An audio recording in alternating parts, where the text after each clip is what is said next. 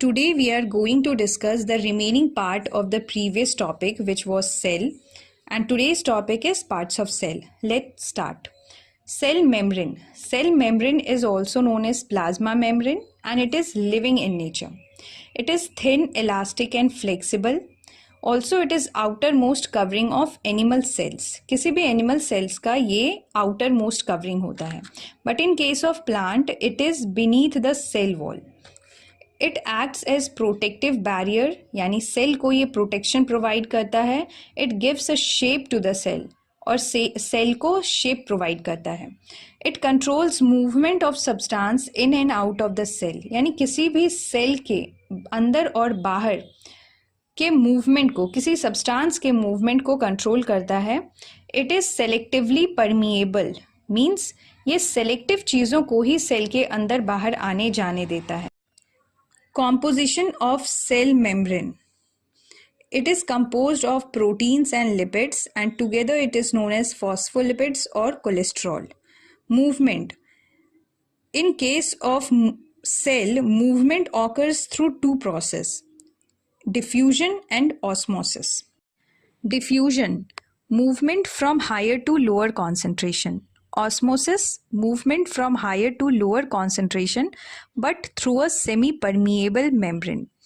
Movement हमेशा higher to lower concentration ही होता है but in case of osmosis ये through a semi-permeable membrane हो जाता है यानी एक झिल्ली के थ्रू होता है. Point to note, cell observe water through osmosis. Cell में वाटर का फ्लो इन एंड आउट ये प्रोसेस ऑस्मोसिस के थ्रू होता है. What happens to cell when placed in a solution? Cell को अगर हम किसी भी सॉल्यूशन में प्लेस करते हैं, लेट्स से वाटर, तो सेल में क्या क्या चेंजेस आते हैं. Isotonic solution. In case of isotonic solution, solute is equal to solvent यानी concentration of water outside the cell and inside the cell is equal, जिसकी वजह से there is no change in cell. Hypotonic solution, solute is less than solvent यानी cell के बाहर higher concentration है और cell के अंदर lower concentration. Higher to lower movement है तो सेल स्वेल कर जाएगा यानी सेल फूल जाएगा.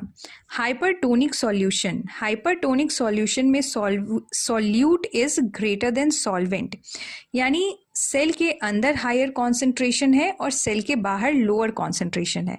Higher to lower is movement जिसके वजह से सेल श्रिंक कर जाएगा. अच्छा, सॉल्यूट को हिंदी में हम विलय बोलते हैं जो घुलता है और सॉल्वेंट को हिंदी में विलायक जिसमें घुलता है यानी जिसमें किसी चीज को घोला जाता है. Cell wall. Cell wall is non living membrane. क्योंकि ये नॉन लिविंग इन नेचर होता है इस वजह से it allow free passage to substance यानी किसी भी सब्सटेंस को ये सेल के अंदर बाहर फ्रीली मूव करने देता है without any barrier. It only cell wall only in plant, bacteria, fungus and algae. It provides rigidity and shape to the cell. It provides structural support to the cell.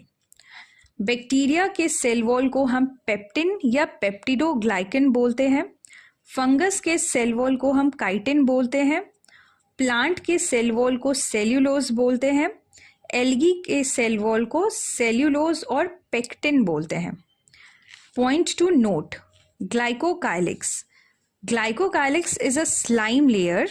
It covers the cell membrane in bacteria. Means bacteria के cell membrane को glycocalyx जो है covering provide करता है और it is a slime layer. Chromosomes. Chromosomes is a thread-like structure. इसका structure एक thread के जैसा होता है and it is situated in nucleus. ये किसी भी cell के nucleus में होता है. It contains DNA and genes.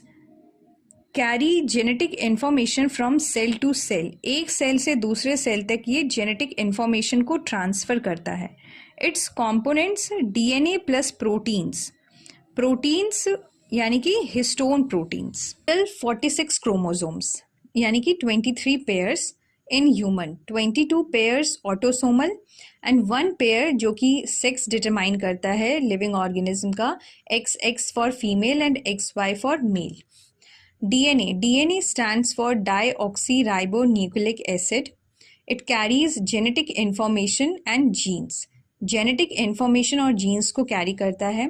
DNA molecule was given by Friedrich Miesser in the year 1869 and DNA का double helical structure was given by Watson and Crick in the year 1953.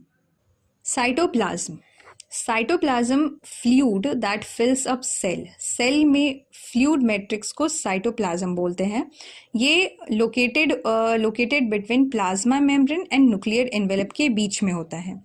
Cell organelles are present in cytoplasm. Cytoplasm में cell के सारे organelle यानी cell के सारे अंग present होते हैं.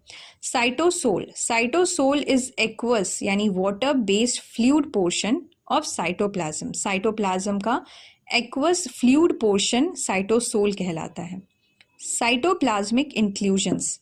Cytoplasmic inclusions is non living components of cytoplasm. Means cytoplasm में जो भी उसके नॉन लिविंग कॉम्पोनेंट्स होते हैं उसको साइटोप्लाज्मिक इंक्लूजन्स बोलते हैं. साइटोप्लाज्मिक इंक्लूजन्स दो फॉर्म में होते हैं. यूक्रोमैटिन जो कि लूजली पैक्ड होता है और हेट्रोक्रोमैटिन जो कि टाइटली पैक्ड होता है. Nucleus is known as brain of the cell क्योंकि ये सेल ऑर्गेनेली के सारे एक्टिविटीज को कंट्रोल करता है. Nucleus was discovered by Robert Brown in the year 1831.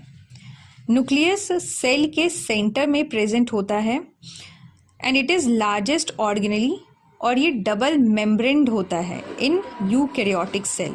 अच्छा, यूकैरियोटिक एंड प्रोकैरियोटिक सेल्स हम वो नेक्स्ट टॉपिक में डिस्कस करेंगे. Nucleoplasm is type of protoplasm and protoplasm term was given by Purkinje in the year 1839. Composed of thick fluid constitute chromatin fibers. Chromatin fibers is made up of DNA. It contains nucleolus and chromatin material. Nucleolus is non-membrane bound structure यानी कि इसका कोई membrane नहीं है. Its role is in ribosome biogenesis. Ribosome biogenesis means process of making ribosome.